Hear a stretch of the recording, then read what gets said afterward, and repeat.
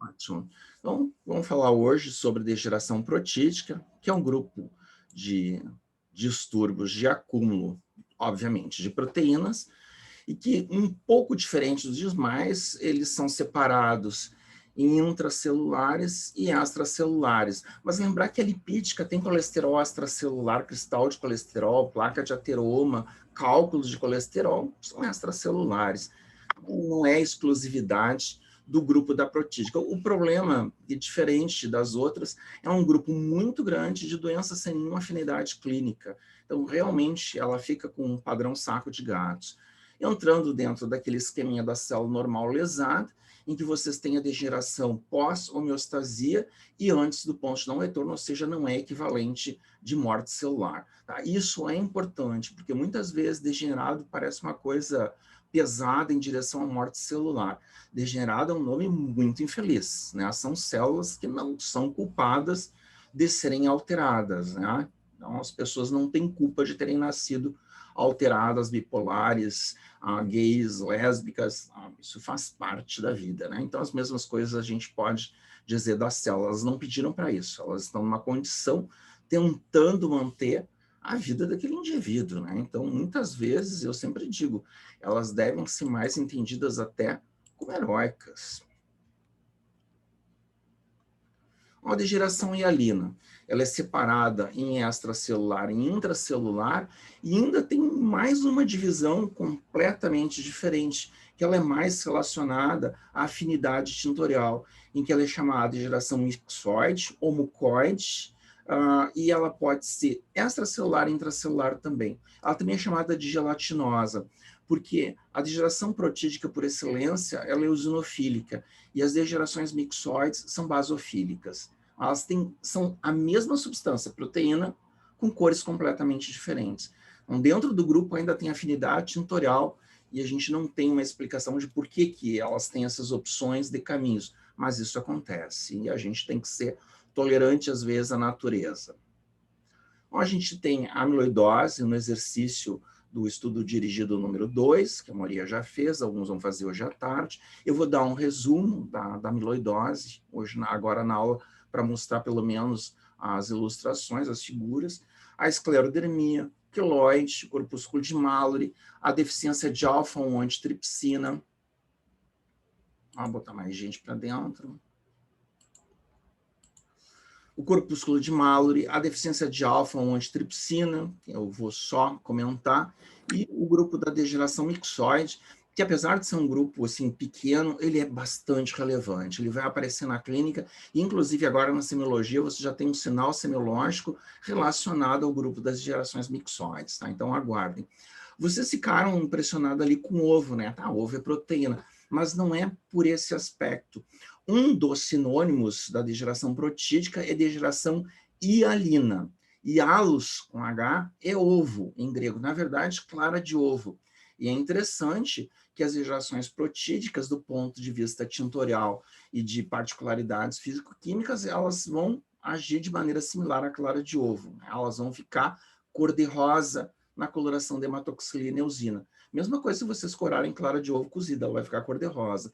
Então, sempre que um patologista fala que tal coisa é hialina, traduzam como cor-de-rosa em hematoxilina e eosina. Então, esse grupo inclui doenças como a esclerodermia, que é extremamente importante na área dermatológica e reumatológica, foi descrita inicialmente pelo Curso em 1753, mas existem relatos bem anteriores, 2.500 anos atrás, do Hipócrates, e há uns 1.000 anos pelo Oribásios, no Oriente Médio. Ela é uma doença reumática, também dita autoimune, né? E eu cá entre nós vou dizer para vocês que significa confessão de ignorância, porque tudo é autoimune, tudo gera resposta inflamatória e radical livre, então a gente está chovendo no molhado, né? Quando a gente diz essencial e autoimune, está sendo redundante, quer dizer que não sabe qual é a origem. Ela vai se apresentar, na maioria das vezes, 90% ou mais, de forma localizada, e um número menor em forma sistêmica, sendo que nas duas formas ela afeta predominantemente mulheres jovens na forma localizada e um pouco mais velhas, uns 20 anos mais, por volta dos 30 na localizada, por volta dos 50 na forma sistêmica. A etiopatogenia, como todas as doenças reumáticas e autoimunes, são pouco entendidas, né? Hoje se sabe cada vez mais que há um papel fundamental do endotélio, uma disfunção endotelial, levando a uma isquemia. Tá? Isso gera hipóxia, estresse celular, produção de fatores de crescimento, em especial o TGF-beta. TGF-beta, ele é um bloqueador da ação da maior parte das citocinas pró-inflamatórias, no sentido de entrar, fazer o preparo para a resolução. Então, ele é fundamental para a cicatrização, por exemplo. Entram também outras proteínas, como endotelina 1, CCN2 e as citocinas pró-inflamatórias. E esse conjunto vai determinar uma fibrose acentuada que a gente chama de esclerose. Tá? Existe, inclusive, ali uma revisão que não é tão nova, de 2010, se vocês quiserem entrar, tá aí a referência. O papel dos linfócitos T da classe CD4 também é fundamental, os T-helper. Eles vão produzir citocinas como TGF-beta e a interleucina 13, que são fundamentais para que haja fibrose. E, caracteristicamente, ele vai apresentar esse tipo de esclerose, esse tipo de fibrose mais acentuada, chamada de esclerose, basicamente do derma. Então, uma esclerose dérmica. Né? Esclerodermos é basicamente, em grego, pele dura, né? Pele endurecida.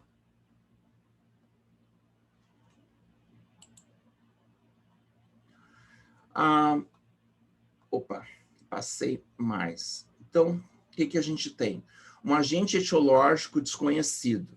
Algumas coisas a gente sabe que induzem padrões esclerodermoides, que não exatamente esclerodermia, mas morfologicamente na microscopia iguais. A gente está falando no grupo da esclerodermia, principalmente a forma sistêmica, que é a mais estudada, por ser obviamente muito mais grave. Há uma predisposição genética, com dano na célula endotelial e alterações vasculares, com ativação da célula endotelial, com adesão e atração dos leucócitos para o local, com oclusão vascular posterior, levando à hipóxia tecidual. Isso gera uma inflamação crônica, com ativação de macrófagos, linfócitos T e os linfócitos B secundariamente com produção de autoanticorpos e produção de citocinas e quimoquinas. Eles vão induzir os fibroblastos, os fibroblastos, né, a amadurecerem e produzirem os miofibroblastos, com deposição de fibrose e alterações vasculares adicionais nas células endoteliais.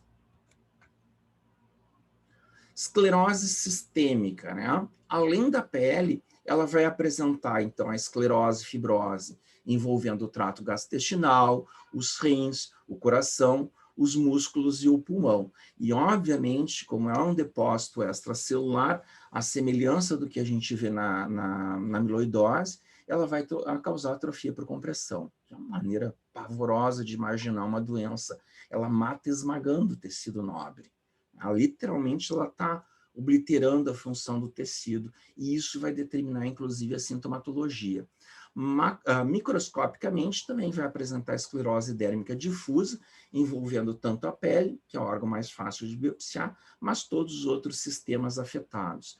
Tipicamente, eu falei para vocês, o grupo etário é mais velho, 50, 60 anos, e elas vão apresentando, essas mulheres, à medida que elas envelhecem, uma esclerose. A esclerose tem a capacidade de puxar para dentro, é uma coisa meio engraçada de dizer, mas ela retrai os tecidos numa direção centrípeta, né?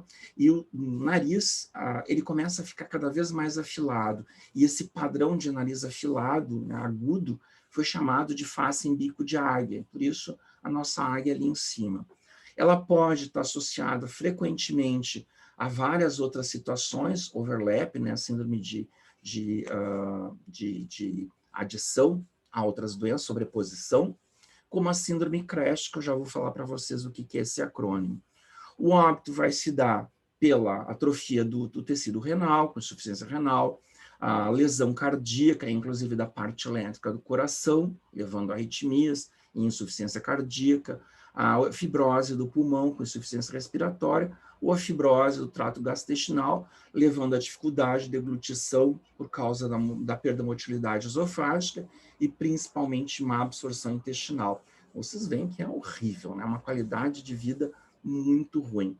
É interessante que a gente pode fazer avaliação de pacientes de risco, por exemplo, histórico familiar, porque ocorrem alterações vasculares precoces com espessamento intimal, e isso é observado de maneira muito fácil de reproduzir na região do leito periungual. E se faz o exame dos capilares, existe um aparelho, o serviço de reumatos tem no Hospital de Clínicas, para fazer essa avaliação. Eu vou mostrar para vocês que os vasos ficam bem salientados. Há uma síndrome CREST, o C é de calcinose, CREST não tem nada a ver com a pasta de dente americana, o R de fenômeno de Raynaud, que é uma alteração vascular, o E é de alteração esofágica, que pela fibrose perde motilidade, e é interessante que os pacientes vão tendo dificuldade de deglutição de alimentos sólidos e secos, então eles vão passando cada vez mais para alimentos pastosos, né, molinhos, macios, ou líquidos, mesmo líquido, vai passando para a fase das papas. E isso leva também a uma diminuição do peso, muitas vezes. A esclerodactilia, por perda do tecido conjuntivo mais frouxo elástico dos dedos, eles ficam com um padrão afilado, e a telangiectasia, que é essa exuberância dos vasos, que vocês veem nessa figura aqui, a região periungual acima, ela está com os vasos normais, e embaixo com esses vasos em grampo de cabelo, característico, né, das alterações precoces do leito unguial, quando a gente tem paciente com a esclerodermia sistêmica.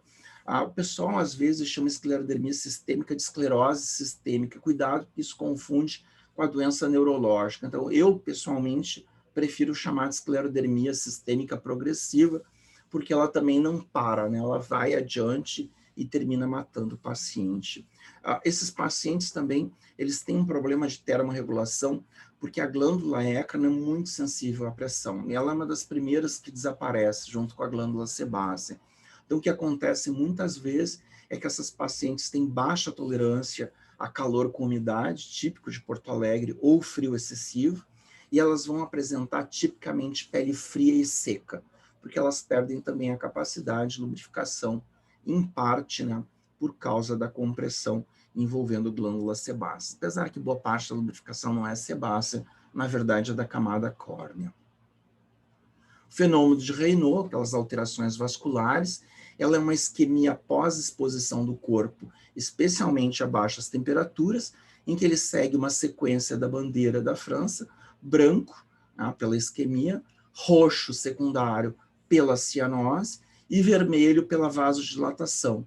Muitas vezes vocês veem tudo ao mesmo tempo, né? Os dedos brancos, isquêmicos, e já com o dedinho roxo. E ele pode ser tão acentuado, esse fenômeno, tão severo, que pode determinar uma isquemia mais exuberante e necrose tecidual com perda de extremidade. Isso é uma fatalidade. Eventualmente, alguns de vocês, especialmente mulheres, que é mais comum no grupo feminino, pode apresentar fenômeno de Raynaud totalmente não relacionado a nenhuma doença reumática. Então, não se preocupem que o fenômeno de Raynaud pode ocorrer isolado sem nenhuma doença. Ele é muito mais comum do que associado a outras doenças. É bem comum na população. A esclerodermia tem ainda uma série de doenças que mimetizam, e do ponto de vista prático, é interessante de separar, porque elas merecem terapêuticas e investigações diferentes. A mais comum disparada de todas é uma chamada lipodermatosclerose, que é associada à vasculopatia severa, periférica, envolvendo insuficiência vascular, venosa ou arterial, tipicamente de mulheres hipertensas, diabéticas ou gordinhas acima de 60 anos, mas acomete população masculina, em especial quem fica sentado muito tempo, caminhoneiros, motoristas, e ela está associada ao extravasamento de sangue, lise com formação de hemosiderina, que é chamado clinicamente na dermato de dermatite ocre. Então, a lipodermatosclerose, ele dá um pé tipo um coqueiro. Vocês têm um pé gordinho, a perna gordinha, e de repente ela fila e fica bem fininha e reta, endurecida. Também é associada à isquemia. Então, vocês veem que a causa é diferente, mas a fisiopatogenia é bastante similar. Uma doença menos comum, mas muito interessante para a gente trabalhar do ponto de vista de prevenção, é a fibrose nefrogênica sistêmica, associada ao uso de um contraste radiológico chamado gadolínio. É extremamente comum. Não se deve usar gadolínio em pacientes com insuficiência renal, porque entre 1 a 15% vão desenvolver fibrose nefrogênica sistêmica. Isso está associado a um desbalanço envolvendo as metaloproteinases, aquelas enzimas relacionadas justamente à mobilização do tecido conjuntivo, e, de novo, lá o nosso amigo TGF-beta, né? Inclusive, tem uma revisão também de 2010. Doenças também que têm potencial de evoluir para um padrão esclerodermoide, inclui a doença de Lyme, a borreliose, a radiodermite crônica, que é extremamente comum, após a irradiação de mama, por exemplo, a gente vê bastante. Em situações de vibração contínua persistente em alguns trabalhos, a gente vê isso muito em trabalhadores usando a britadeira, e aconteceu na Espanha, em 1981, na síndrome do óleo tóxico, né, quando usaram um óleo de colza para fazer a adulteração do azeite de oliva, né, que é muito mais caro. E é interessante que um grupo de pessoas desenvolveu uma alteração extremamente similar à esclerodermia. Uma esclerodermia, de novo, né, a gente tem uma situação clínica que parece ter alguns tipos de causas diferentes. E a maior parte é desconhecida, que seria a apresentação clássica, que é a forma localizada. Então, esse Ô, prof, Oi. volta um slide ali para eu ler a palavra inteira, senão eu vou falar errado para ti. Qual? Um para frente. Essa lipodermatosclerose, ela começa porque começa a ocluir os vasos, por Porque isso? está associado à oclusão vascular isquemia. Isso vai levar a estresse celular, ativação de citocinas, especialmente TGF-beta, deposição de colágeno. Mesma fisiopatologia da esclerodermia localizada, sistêmica, não tem diferença nenhuma. O que muda é a causa, né? A causa é uma doença vascular. Ô, prof, e qual é o aspecto dessa pele? Ela vai ficar escura por causa da deposição de hemosiderina, vai ficar endurecida, pouco elástica e com um padrão afilado, daí que se dá essa expressão de perna em coqueiro, porque ele fica um tronco reto, ela desce retinha, né? É bem chamativa, e vocês vão ver muito isso em ambulatório, tanto de vascular quanto em ambulatório de dermato. É uma causa muito comum, que incomoda, porque fica com a perna escura, fica muito feio esteticamente também, né? As pessoas hoje querem viver com qualidade, né? Não é só quantidade de vida. Ô, prof, mas ela fica só escura? Ou ela chega a ficar, tipo assim... Ai, vou usar um termo leigo, ressecada? Fica ressecada por causa que a fibrose leva à perda da produção de lipídios superficiais. Então, ela tende a ficar seca, ela vai coçar mais, ela vai escamar mais, ela pode fazer ulceração por causa da insuficiência vascular e a isquemia prolongada. Então, ela é um terreno fértil para várias sobreposições. Se for diabético, é um filme de horror, porque aí a úlcera que não vai curar nunca mais e termina em amputação. Tá, era isso que eu ia te perguntar, se ela pode, essa escamação, gerar uma úlcera, tá? Pode gerar úlcera, né? Lembrar que coçar leva a trauma e pode ser o início de uma úlcera. E úlcera de estase de perna é um horror de tratar. É um filme de horror. Porque não adianta vocês tratarem um substrato muito doente, porque vocês não estão vendo um tecido que adoeceu anteontem. É uma doença que começou há 40 anos atrás. E começou quando ela comeu a primeira batata frita aos 5 anos de idade. É uma doença de vida. Então, a gente tem que saber que a gente é responsável pelo nosso futuro. O que a gente está botando na boca, incluindo o cigarro, é responsável pela qualidade de vida quando eu tiver 60, 70, 80 anos. E isso é importante para a gente trabalhar com o paciente também. Sim. Repete de novo, tu disse úlcera alguma coisa, tinha um úlcera nome... de estase se chama. De estase. Estase. Tá, obrigado, prof. De nada. Então, a esclerodermia foi publicada nessa contaminação que aconteceu na Espanha, esse é o artigo original, da síndrome por uso de couve adulterada. E eu não sei se vocês sabem que a canola, o óleo de canola, é uma invenção moderna, não existe na natureza canola. Canola é uma planta que foi manipulada, é uma variedade geneticamente de uma couve que produz geneticamente uma quantidade muito menor do ácido irúcico. Foi produzida inicialmente no Canadá, e a partir daí que deram o nome de canola, que quer dizer Canadian Oil Lowest, né? Então é interessante porque a canola até ela vem justamente desses para-efeitos do óleo de couve na alimentação humana. E canola é bastante apreciado por cozinheiros, porque ela não tem gosto, né? Não dá gosto na comida, e ela suporta grandes temperaturas. Mas, de novo, né? Há um transgênico e a gente não sabe exatamente o que isso influencia nos outros pontos. Pode ser muito interessante do ponto de vista culinário, mas do ponto de vista de saúde, sabe-se lá. Então, vocês têm aqui as formas localizadas, elas são muito inestéticas, e a gente tem que entender que quando eu falo cosmético e inestético, não é frescura, nós temos vida de relação, e é importante da gente ter uma integridade do tegumento, né? Há uma dificuldade muito grande, porque nós vivemos num mundo absolutamente preconceituoso, as pessoas vão olhar, vão mostrar de longe, apontar o dedo, e vão discriminar essas pessoas.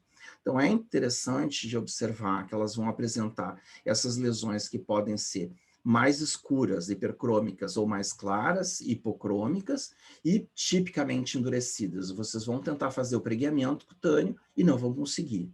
Então, é importante, isso é uma característica dessas lesões. Elas podem ser únicas, como podem ser múltiplas. Geralmente, elas não são em grande quantidade, nem em grande tamanho.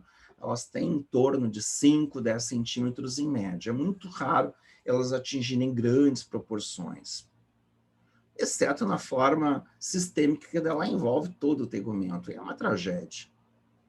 Aqui lesões hipocrômicas, e é interessante que nessa aqui vocês têm mais inferior, vocês têm um centro amarelado. Isso acontece por atrofia, em que pela transparência do material eu enxergo o tecido adiposo amarelado. Então não é porque ela é amarelada, é transparência que eu estou vendo. Uma lesão também amarelada, que vocês veem que tem uma borda vermelha ainda ativa, e existe até uma cicatriz de onde foi feita a biópsia para diagnóstico. Sobre áreas de tábua óssea, articulações, elas causam grandes estragos, porque elas vão causar atrofia por compressão.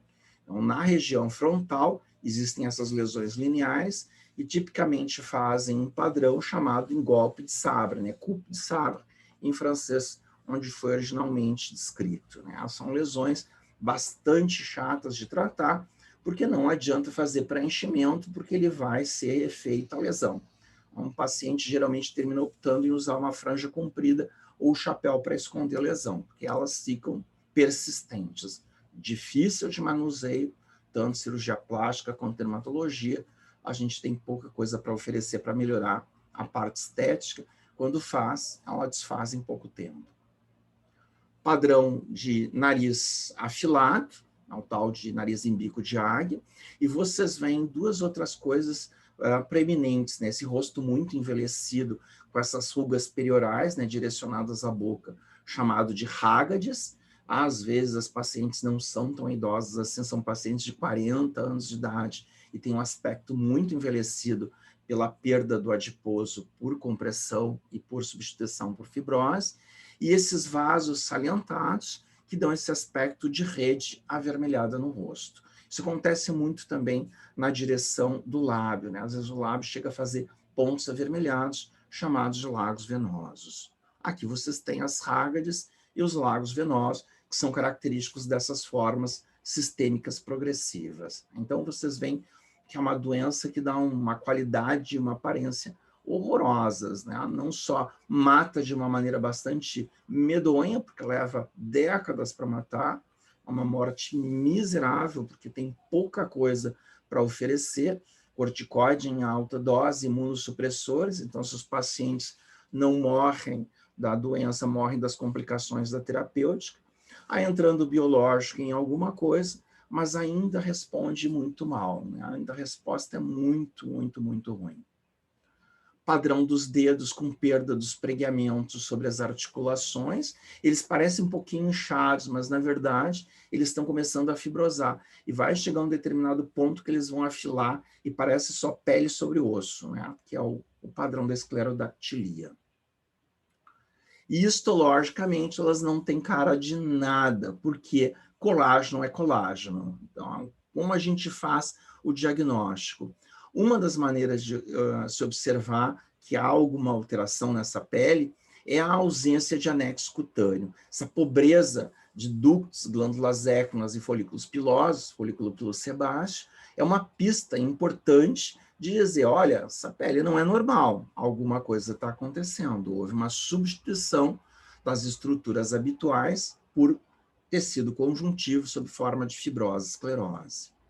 Aqui vocês veem de perto o padrão muito repetitivo, essas fibras elas estão colabadas, elas perdem o padrão negativo chamado espaço interfascicular, e vocês têm na parte superior esquerda restos de ductos écrinos, né? Que vocês chamam de sudoríparo, eu chamo de écrino, que é o nome mais correto. Eles estão sofrendo atrofia e daqui a pouco vão desaparecer, e isso vai levar à anidrose, que é a perda da sudorese habitual.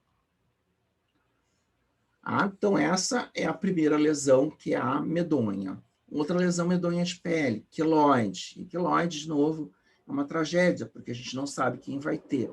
É um distúrbio na síntese e deposição do colágeno pelos fibroblastos. É importante de reconhecer, porque ela tem um impacto muito grande na cirurgia, incluindo cirurgia plástica. Curiosamente, não se sabe por quê, talvez tenha um aspecto genético, ele afeta mais pele negra, mas isso não quer dizer que um ruivo não tenha queloide, eles têm queloide, mas em menor proporção.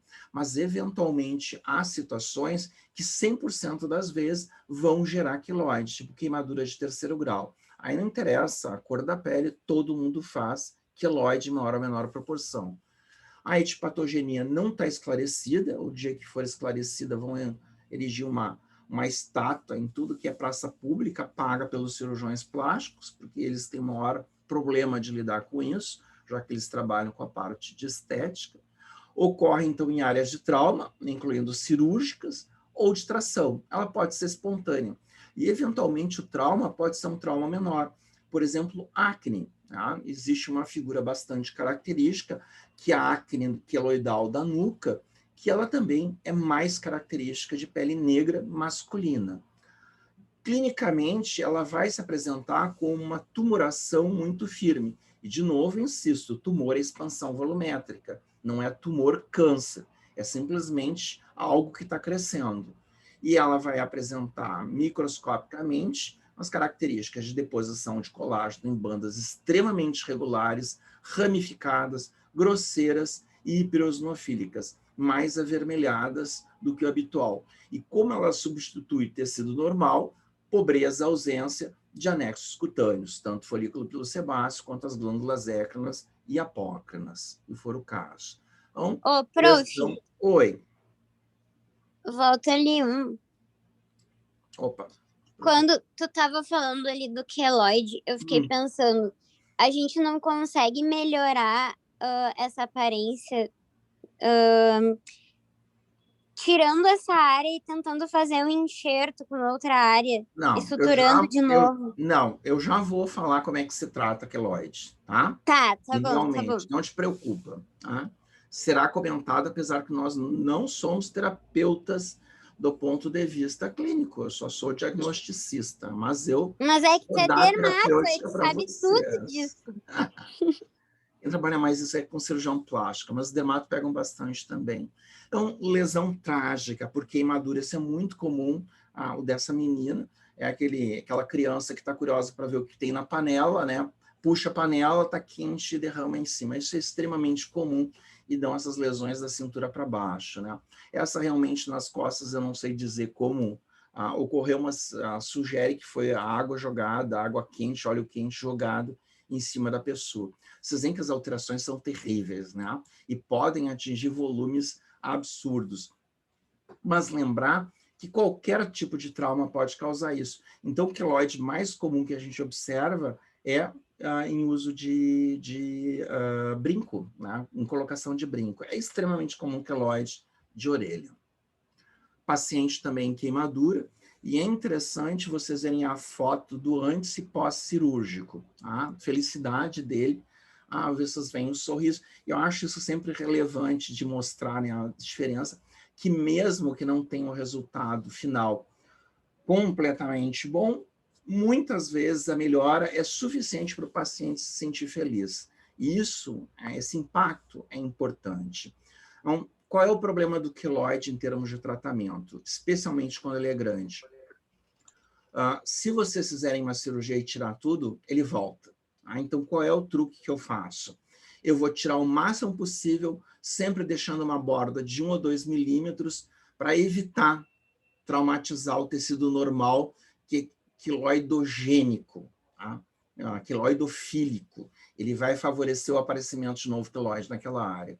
Então, para evitar e deixar um tempo maior de área livre, eu tiro totalmente, eu tiro 99% e deixo 1%. Isso já melhora.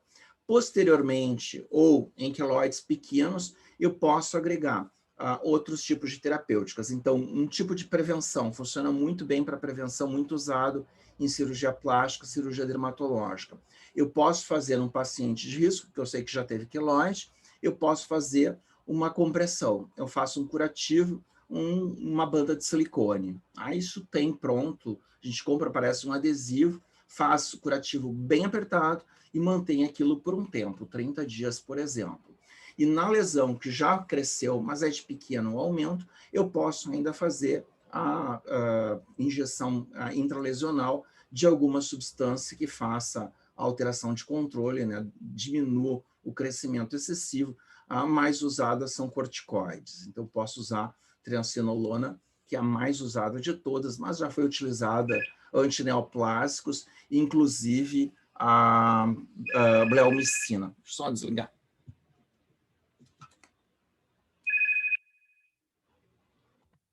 Despoca o telefone aqui.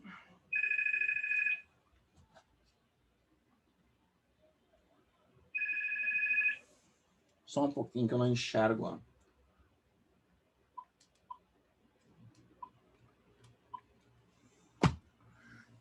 Do ponto de vista morfológico, macroscópico, vocês vão ver que ele não parece com pele, mas isso é pele, totalmente substituída por material fibroso, tecido conjuntivo adensado, com esse padrão em lenha, né, em madeira, em veio de madeira. Ele tem esse aspecto fibroso bastante característico. E vocês veem que não tem pele normal, foi tirada só lesão tumoral. Isso é bem característico. Não existe margem cirúrgica para queloide, tem que ser antes da margem. Né? Se tiver margem normal, a gente sabe que vai voltar, e vai voltar rápido.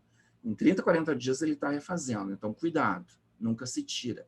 E histologicamente, ele é bem mais chamativo comparado com a esclerodermia. O queloide é essa zona mais avermelhada, onde as fibras se encontram hiperosnofílicas, grosseiras, com tamanhos, tanto do ponto de vista de largura quanto de comprimento, totalmente regulares, fazendo uma coisa que colágeno habitualmente não faz, ramificação como galho. Então, ramificação é uma coisa incomum em colágeno. Quando observado, a gente deve favorecer esse diagnóstico. Além de vocês verem a pobreza, total ausência de anexo cutâneo, presente só na parte de cima, alguns pedaços de folículos pilosos do tipo velos. Queloide também em área de queimadura, e embaixo vocês veem as fibras comparadas com a porção superior, abaixo vocês veem as fibras grosseiras, hiperosnofílicas, irregulares e com um padrão ramificado, tá? Que é bem característico, associado àquele padrão indireto da ausência de anexo cutâneo. Aqui de perto, vocês veem que a célula com o núcleo são os fibroblastos, fazendo então a proliferação dessas células e deposição de colágeno sob forma grosseira. E uma tragédia, né? O paciente fez uma tatuagem do ponto de vista ornamental, artística, e ganhou de brinde inesperadamente um queloide. Isso é terrível, né? Então é interessante a gente sempre estabelecer se o paciente tem risco ou não risco na manipulação, porque isso pode determinar um ganho não usual, não comum, mas que pode ser extremamente ruim e difícil de tratar. É interessante que, de vez em quando, existem uns modismos, e aparecem muito nos Estados Unidos. O pessoal, a questão de uma década, fazia queloide decorativo. E, obviamente, que queloide não aparece em quem quer, né? Ele aparece em quem não quer. Então, como é que eles provocavam queloide? Através de queimadura, que daí dá queloide 100% das vezes, com ferro quente. Sabe, como marcação de gado, eles marcavam pele para fazer lá figuras ornamentais artísticas. Não há o que não haja, faziam sem anestesia, porque, como tatuagem, parece que o barato da coisa é sentir dor. Nesse caso, bastante dor, né? Queloide em área de acne da região central do tórax, linha média, uma zona de tensão muito grande, então é uma zona comum de aparecer acne. Né? Nuca também é outro lugar que aparece bastante esse padrão chamado de acne queloidalis. Pois entram as síndromes com alteração constitucional do tecido conjuntivo da parte de fibras elásticas e fibras colágenas. A primeira é a síndrome de Marfan, tem um tiozinho ali, o Marfan, a fotografia dele.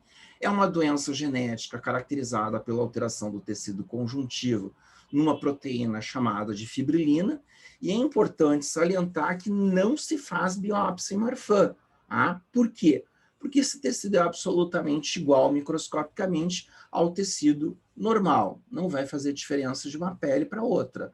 O que está alterado é o padrão dele de comportamento, né? A parte de funcionamento, de função, que vai estar desviada.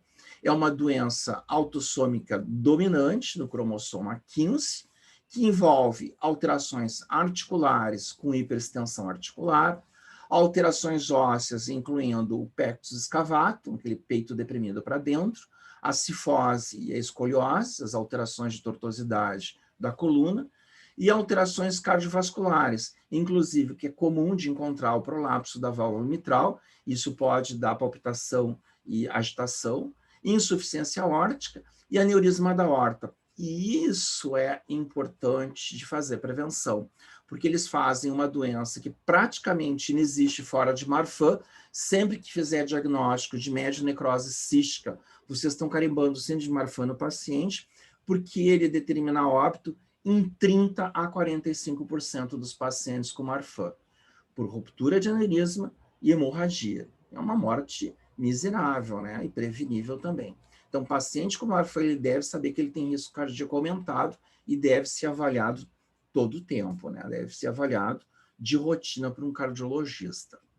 Então, vocês têm as alterações, geralmente são pacientes altos, frequentemente míopes e que podem, ao longo do tempo, apresentar luxação do cristalino, com escoliose, deformidades de tórax, prolapso da mitral, dilatação aneurisma da aorta, braços e dedos alongados, importante para tocar piano, né, e violino, né? Então dão frequente músicos, com hiperflexibilidade das juntas que ajuda a tocar instrumento. Então, Marfan tem uma tendência de ir para a área musical.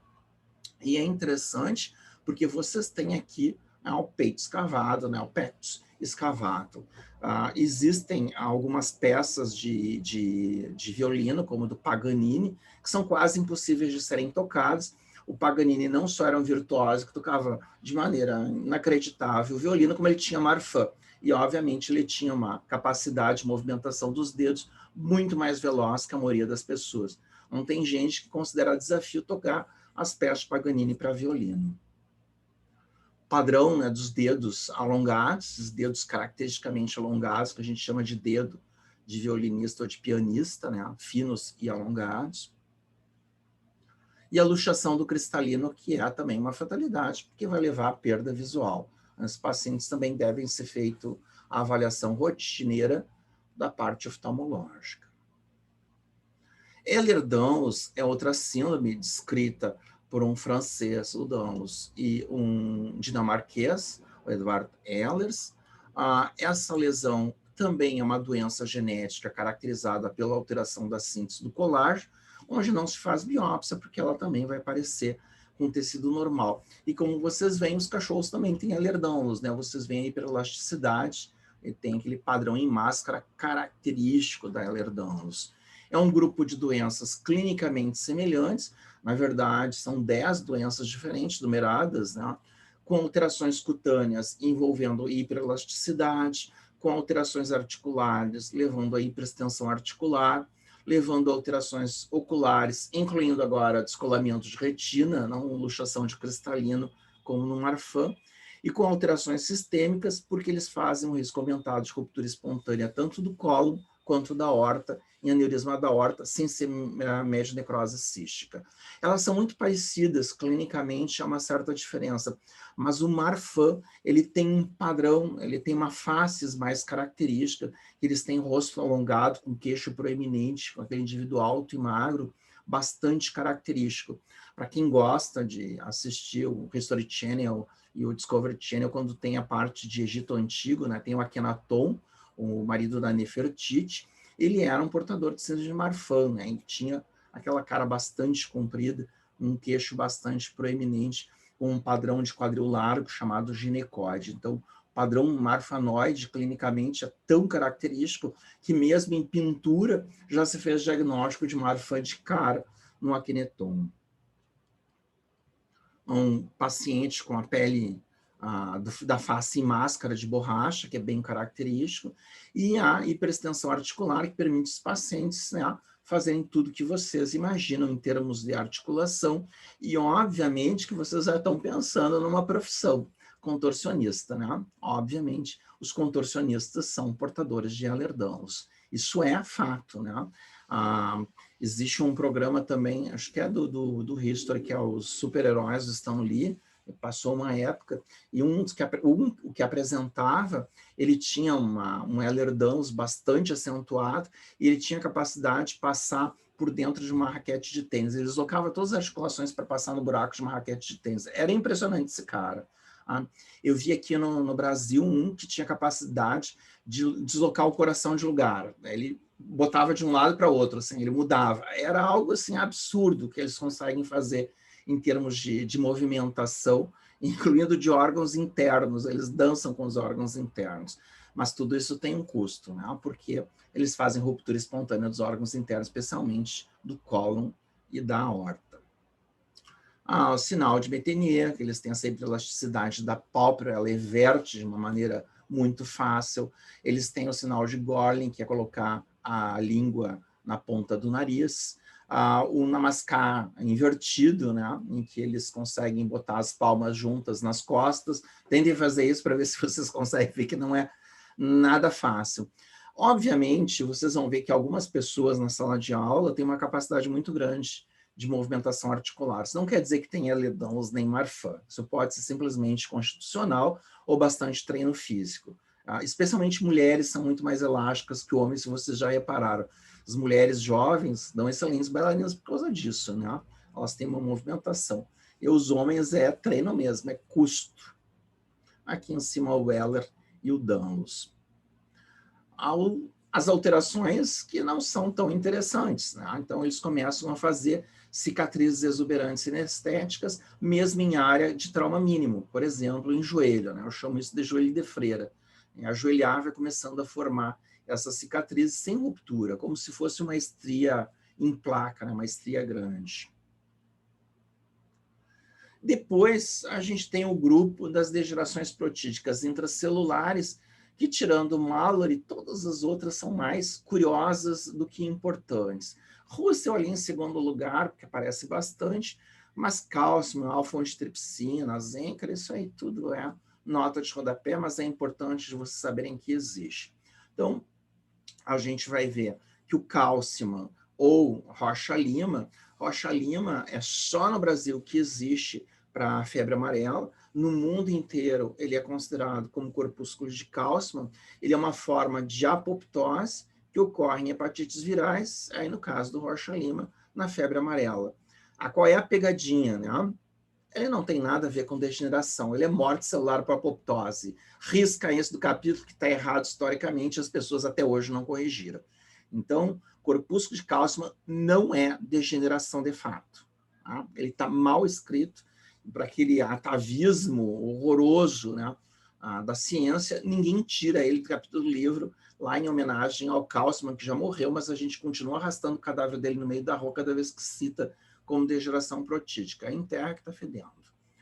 A deficiência de alfa-1-antitrypsina ocorre quando há um problema na exportação dessa proteína, que é fundamental para o manuseio, né, para a detenção dos processos inflamatórios via proteases liberadas pelos neutrófilos. Então, esse paciente, ele produz, mas não consegue secretar.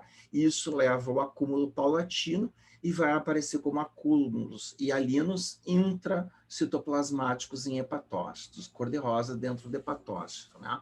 Tipicamente, então, a doença hepática, e em pacientes que vão apresentar, então, processos inflamatórios cronologicamente, agudos, em que fazem grandes estragos teciduais. E isso gera duas alterações importantes, que eles fazem, especialmente paciente tabagista, ele faz enfisema pulmonar muito jovem, às vezes antes dos 20 anos, e eles fazem cirrose muito jovens, sem relação com doença alcoólica, por exemplo.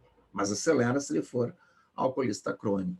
Então, cuidado, que são pacientes que devem ser manuseados, diagnosticados precocemente. Degeneração de Zenker no músculo, em situações de deprivamento nutricional, a excreção, proteinúria, né, nos túbulos renais por reabsorção, eles são curiosidades, é simplesmente material que aparece, que não tem um impacto clínico importante, e é só interessante para o patologista dar um nome àquela coisinha cor-de-rosa que ele encontrou no músculo, no túbulo renal.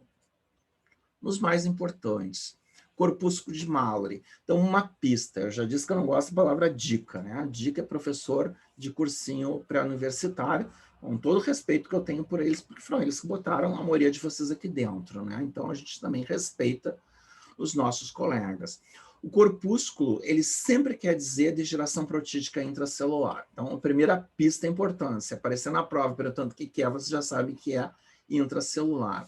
O corpúsculo de Mallory, descrito por um patologista chamado Frank Bohr Mallory, também é chamado de hialina alcoólica, porque ele é encontrado principalmente no hepatócito de alcoólatras, mas ele ocorre em outras doenças, não é exclusivo. Ele é um distúrbio de citoesqueleto que vai envolver o depósito exagerado de filamentos intermediários de pré-queratina. E esse material acumulado vai aparecer na microscopia óptica, já que eu não vejo citoesqueleto na microscopia óptica, só na microscopia eletrônica, como esse material algodonoso intracelular, né, intracitoplasmático dentro de hepatócito. Ele também ocorre no câncer do fígado, o hepatocarcinoma, na hepatite juvenil da Índia, que não dá só em jovens e nem sempre na Índia, na obesidade mórbida e uma coisa cruel, no tratamento da obesidade mórbida, né, que é a cirurgia bariátrica, que é o bypass jejunal, então as duas tu tá ralado, na icterícia e nas outras doenças biliares. É basicamente então, uma inclusão eosinofílica intracitoplasmática, como é material proteico, ele é destacado pela PAS e diastase resistente, porque ele não é açúcar, e tem importante diagnóstico diferencial com a deficiência de alfa-1-antitrypsina, porque toda degeneração hialina é igual dentro do fígado. Então, tem que fazer diagnóstico. É óbvio que se o paciente for alcoólatra pesado, eu já tenho uma pista diagnóstica que favorece corpúsculo de Mallory. Se o paciente é pediátrico, favorece deficiência de alfa-1-antitrypsina. E tem um monte de lesão ralada, porque elas são lesões incontroláveis, eles fazem abscessos absurdamente grandes, com muita destruição tecidual, onde eles batem, às vezes, trauma, eles fazem abscesso. É um horror, assim, realmente, eles são pacientes com lesões muito horrorosas. E eles têm verdadeiro pavor de fazer biópsia, porque eles sabem que qualquer buraquinho que eles façam na pele, por exemplo, vai gerar mais resposta inflamatória, vai dar mais lesão e vai levar meses para cicatrizar. Então, eles não gostam de biópsia a princípio. Então, o corpúsculo de Mallory lá causa o álcool, vai aparecer na morfologia da microscopia óptica HE como esse material algodonoso. E vocês estão vendo do lado, aula de sexta-feira, a esteatose aqui causada pelo álcool, né, como marca de causa-consequência. Vocês têm duas em um, duas doenças no mesmo fígado. Do lado, a microscopia eletrônica, em que vocês têm, então, a presença dos filamentos intermediários com essa disposição em jogo de vareta chinesa. Aqui, de novo, vocês veem também do Robbins, material algodonoso na ponta da flecha, ele é mais avermelhadinho, mais intenso do que o citoplasma habitual e menos granular, ele é mais compacto, então lembra algodão doce cor-de-rosa, do lado ali da esteatose, né? Então, esteatose é o princípio de fazer patê, né? Como é que a gente faz patê de fígado? É patê de fígado. Ou a gente engorda o ganso à força, por isso que ele é proibido na maior parte dos países atualmente, e isso vai gerar esteatose no pobre dos gansos ou dos patos.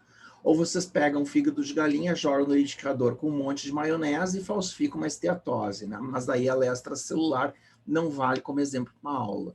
Mas patê de fígado é um bom exemplo de esteatose. A gente come esteatose, né? Que coisa cruel, a gente come doença. Corpúsculo de Russell, eu falei para vocês, vale a pena conhecer, mas ele é uma situação mais interessante como pista diagnóstica. Ele ocorre em processos inflamatórios ou proliferativos que envolvem os plasmócitos, né, a célula B maturada, decorrendo da hiperprodução de imunoglobulinas, que vai ficar acumulada em posição paranuclear, que é a posição do complexo de Golgi.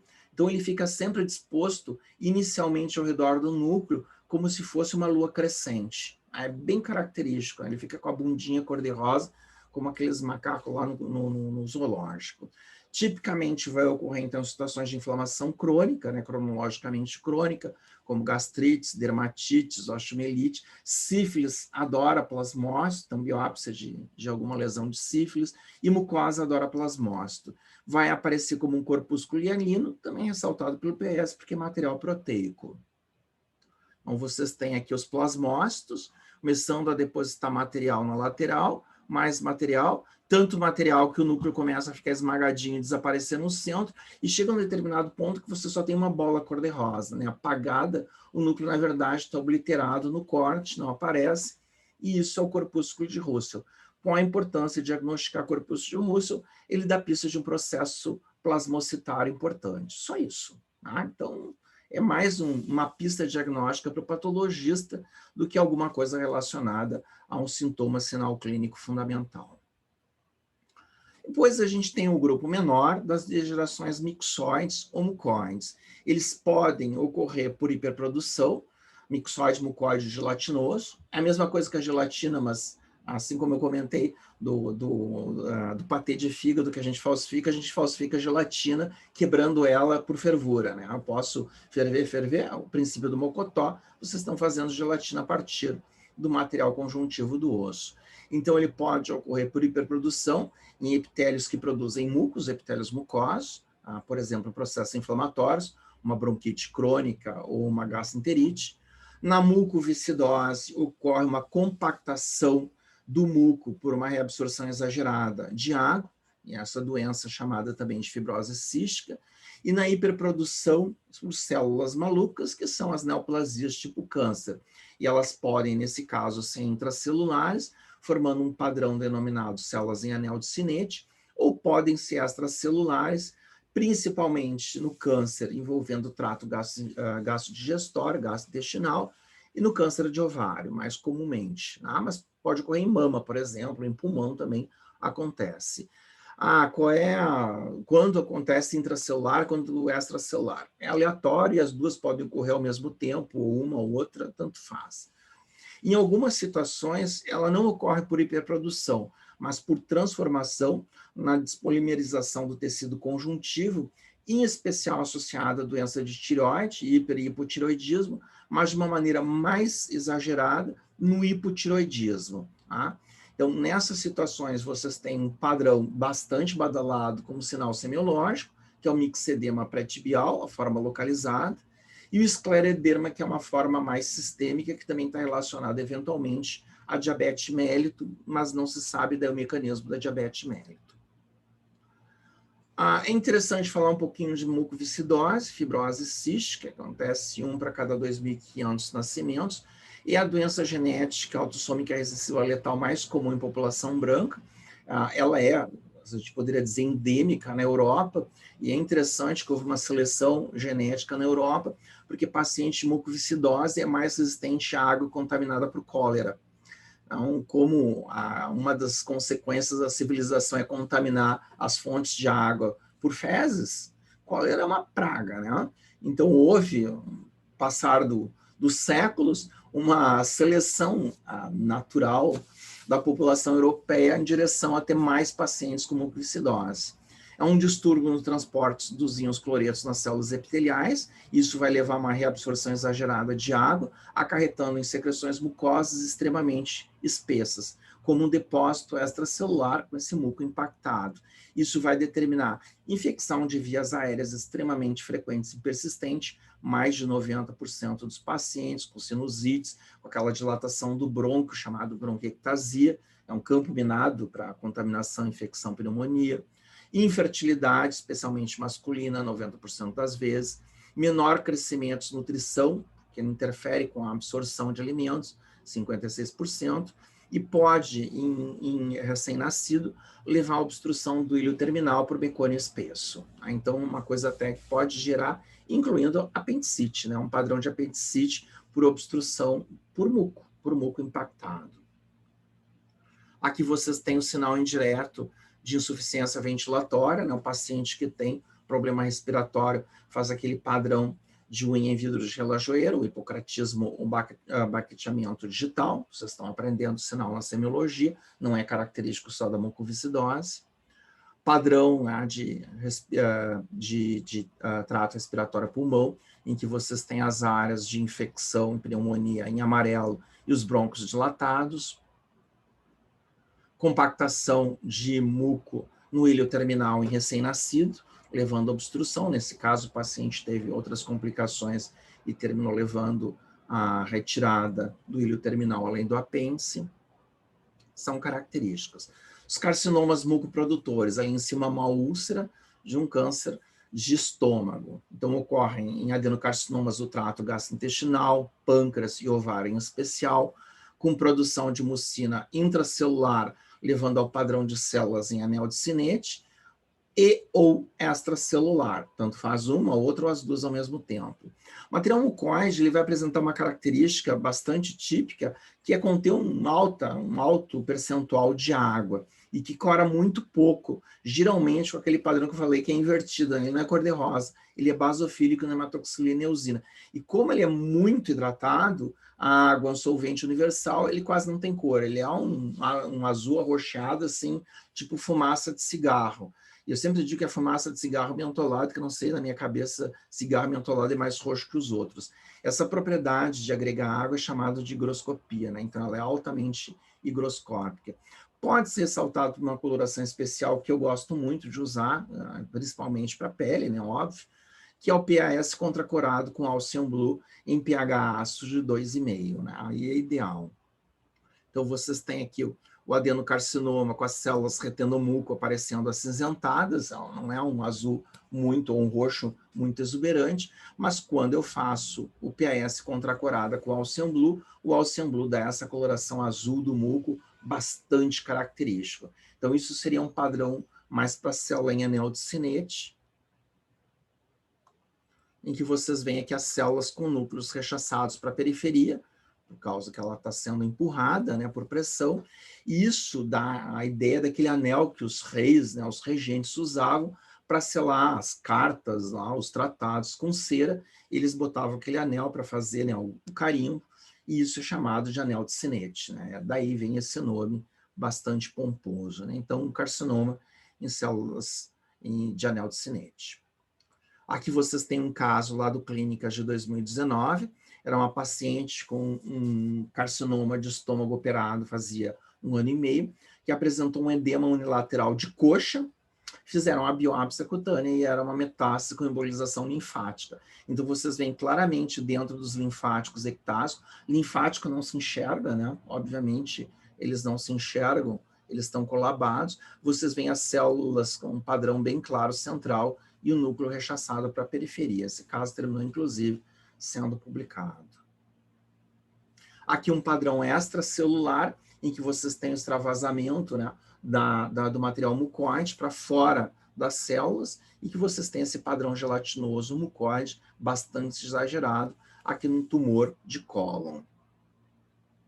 O mixedema, então, é a deposição extracelular de material mucoide associado às doenças de tireoide, especialmente no hipotireoidismo, com vários padrões de apresentação, sendo mais comum o mixedema pré-tibial, que é a forma localizada, e o escleromixedema e o mixedema, que são a forma difusa, e menos comum. e praticamente ele vai se apresentar com material mucoide entre as fibras colágenas, que às vezes é tão escasso que a gente não enxerga. Mas o mixedema pré-tibial é generoso, ele tem bastante material mucoide. Então, vocês têm o padrão de inchaço da perna, né? Tumoração, se vocês quiserem usar uma palavra inespecífica, mas cuidado para não chamar de edema, porque é o diagnóstico diferencial que vocês estão aprendendo na semiologia, o tal do sinal do cacifo, né? Cacifo é característica, aquela depressão que a gente tem fazendo a digitopressão, que ocorre no edema periférico, por exemplo, com insuficiência cardíaca, e que não ocorre no mixedema. E a área da deposição de mucina é a parte superior do derma, que vocês veem que ele está com espaço interfascicular alargado às custas por deposição de mucina, que por ser muito higroscópica tem cara de nada, né? De longe não parece nada. Compara com colágeno abaixo, que ele está bem diferente. E se eu fizer o PAS Gaussian Blue, obviamente isso aqui é uma foto para publicação, eu botei 3 horas a mais do que o habitual, né, os habituais 10 minutos, e ele fica com azul piscina lindíssimo. Na prática, a gente mal enxerga essa cor, ele não é tão exuberante, isso aqui é material que a gente usa mais para fins pedagógicos ou de publicação. Opa! Então, amiloidose, o estudo dirigido só para mostrar algumas coisas e salientar que eu queria que vocês ficassem com esse material gravado. É uma substância proteica alterada e extracelular, com diversas formas químicas, todas elas com precursor solúvel, incluindo o AL, com a cadeia leve, o ESA com a proteína A transgetina com a TTR, né, com as formas bioquímicas. Todos eles, não interessa a forma bioquímica, tem a mesma forma física de folha beta-preguiada, que dá inclusive as características tintoriais, que é a coloração do vermelho congo com a cor laranja-salmão na luz habitual e na luz polarizada verde-maçã com refringência, que é bem característico, por isso que eu botei lá um pedaço de salmão, com diferentes mecanismos etiopatogênicos convergentes, com um padrão final igual, né? Então, vocês têm hiperprodução, por exemplo, o aumento de produção no envelhecimento da transretina, aquelas cardiopatias senis, né, os pacientes com insuficiência cardíaca por amiloidose. Por mutação, na mesma situação de ATTR, vocês têm aquelas situações de polineuropatia amiloidótica familiar, tipo portuguesa, que tem no nosso meio, e o papel dos macrófagos, né? A falta de habilidade deles em lidar com esse material mutado ou hiperproduzido, e eles vão fazer uma proteinólise incompleta. Então, vocês têm 2 elementos, que pode ser um ou outro, mas um segundo elemento, que é o macrófago. Isso determina a deposição de material insolúvel e, por isso, não tem tratamento. Até hoje, não tem nada para se fazer com pacientes com amiloidose. O AL é o primário, né? A amiloidose primária de cadeia leve, é uma gamopatia com restrição monoclonal, uma só cadeia, geralmente capta, eventualmente lambda, que ocorre especialmente no mieloma e em outras doenças como síndrome de Waldenström, né? A macroglobulinemia de Waldenström. Ela tem como característica apresentar, nem sempre, a maior parte das vezes, a proteína de Benson-Jones, que é a própria cadeia leve sendo excretada na urina, e ela também ocorre nesse conjunto de doenças chamadas escrasias imunicitárias. Importante, não se pede proteína de Benson-Jones se a suspeita não é de amiloidose primária. Agora, outra amiloidose não vai aparecer nunca, porque só vai em cadeia leve. A amiloidose secundária, por AA, em que vocês têm a superprodução dessa proteína SAA, hepática, ocorre em situações de inflamação crônica, como tuberculose, MH é lepra, que é mal de Hansen, AR é artrite reumatoide, RCUI é retocolite ulcerativa idiopática, as doenças inflamatórias intestinais, e ela apresenta também 2 neoplasias, que é o carcinoma de células renais e o linfoma de Hodgkin. E não tem nada a ver com meloma, está mais relacionado às células T. O ATTR, por mutação na polineuropatia amiloidótica familiar, tipo essa do grupo de Açores, ou por hiperprodução na amiloidose senil, que afeta principalmente o coração e outros órgãos também. A beta-2 microglobulina na insuficiência renal crônica e a AB no Alzheimer, a beta no Alzheimer. Opa. Características morfológicas com órgãos e tecidos aumentados de volume, foscos e friáveis, eles se fragmentam com mais facilidade, têm menos elasticidade, caracterizado pelo depósito de material hialino, eosinofílico rosa, extracelular e amorfo da hematoxilina e eosina, com aquela tendência a depositar próximo da estrutura vascular, que é onde reside o macrófago. Então, como ele é insolúvel e não vai migrar, depois que o macrófago vomita essa sobra de material insolúvel, ele vai ficar parado ali. Tá? É destacado pelo PAS que cora a glicoproteína, o componente P, que é a pegadinha do Virchow, que achava que ele tinha a ver com amido, não tem nada a ver com amido, né? Uma visão lá do século XIX, mas ficou o nome até hoje, com afinidade tutorial pelo vermelho Congo, que foi descoberta por um alemão chamado Benhold, que utilizava para fazer avaliação de volemia. Vermelho Congo, ele é uma solução vital, ele é uma tintura vital, ele pode ser bebido, injetado, não tem problema nenhum, não interfere com nada. E ele injetava vermelho Congo, depois de algum tempo ele tirava uma quantidade de sangue, analisava a fração e determinava a volemia, né? Coisas de alemão. E ele descobriu que em 2 pacientes vinha zerado o vermelho Congo, não vinha absolutamente nada, e coincidentemente esses pacientes tinham amiloidose, e ele foi atrás das necrópsias quando os pacientes morreram, e os pacientes tinham os glomérulos renais aparecendo como pontinhos pintados de cor-de-rosa no exame macroscópico. Ele nunca fez a coloração na lâmina. Quem fez depois foram um grupo de belgas 10 anos mais tarde. O Benhold trabalhou isso em 1922, então quase 100 anos. Né? Então, interessante, foi algo completamente inesperado. Dar aquela coloração laranja-salmão na luz habitual e a birrefringência verde-maçã na luz polarizada. Esse experimento que tem no livro do Netra é o experimento do Virchow, que ele colocava uma solução de Lugol descorada com 10%, do ácido sulfúrico a 10%, e dava uma coloração azulada, arroxeada, que é uma característica de amido. Né? E ele achou, na época, 1858, que era uma regressão ao estado vegetal. Então, a história da amiloidose ela começou por uma análise errônea, mas fazia parte do pensamento da época. Não podemos criticar o velho Rudolf. Padrão de deposição de amiloide em pele, paciente com mieloma múltiplo, as lesões osteolíticas de crânio, mieloma aqui quase na cabeça do fêmur, proximal do fêmur, mieloma múltiplo, as células malucas, inclusive binucleadas e várias figuras de mitose, deposição ao redor de vaso em pele, nesse paciente com amiloidose primária por mieloma, aquela paciente da mama, deposição renal ao redor de arteríolas e glomérulos renais, o glomérulo está totalmente obliterado, atrofia de compressão, perde função renal, coloração de luz habitual, e luz polarizada, o glomérulo fica com esse padrão de verde fluorescente chamado de verde maçã. Vocês veem que ele não cora 100%, ele cora só metade, né?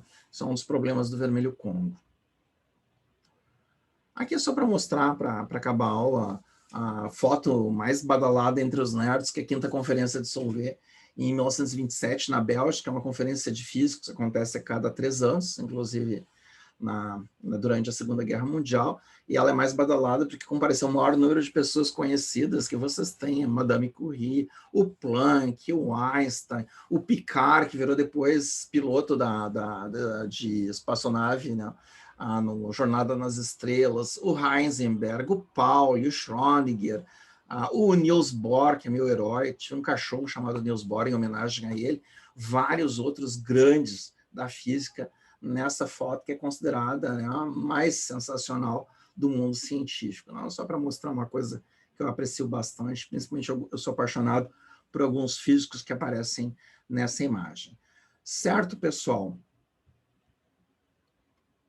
Próxima aula, a gente começa aí em direção à morte celular. Nós estamos num crescendo, né? E vamos os 2 grupos de morte celular mais comuns e mais fáceis de serem reconhecidos à microscopia óptica, que é a necrose sexta-feira e a apoptose na segunda-feira. E semana que vem a gente encerra nosso ciclo de aulas teóricas, aí na outra segunda a gente já tem a nossa prova. Alguma dúvida, alguma pergunta, alguma colocação? Vocês fiquem à vontade.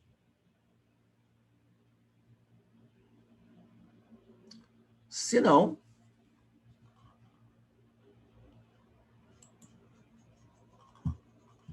não havendo perguntas, então vou encerrar a gravação.